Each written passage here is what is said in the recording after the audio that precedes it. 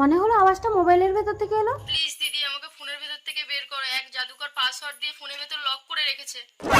কিন্তু আমি তো পাসওয়ার্ড জানি না। 3642। 3642।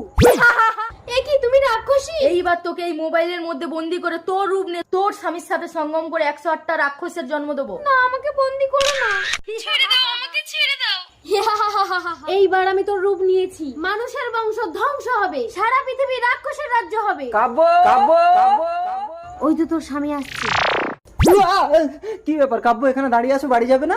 আমি রাক্ষসের সঙ্গম গণ্ডিতে আটকে গেছি স্তব। তুমি এখানে আমার সাথে সঙ্গম না করলে আমি মুক্তি পাবো না। এই ফাঁকা রাস্তায় সেটা কি করে সম্ভব কাব্য? তুমি গণ্ডির ভেতরে ঢুকে আমাকে স্পর্শ করলে কেউ আমাদের দেখতে পারবে না স্তব। তাই কই দেখি। ও রাক্ষসী, ওকে স্পর্শ করো না স্তব। मेरा नाम चादू, আমি দেখাই জাদু, রাক্ষসী মোবাইলে কাবু। প্লিজ আমাকে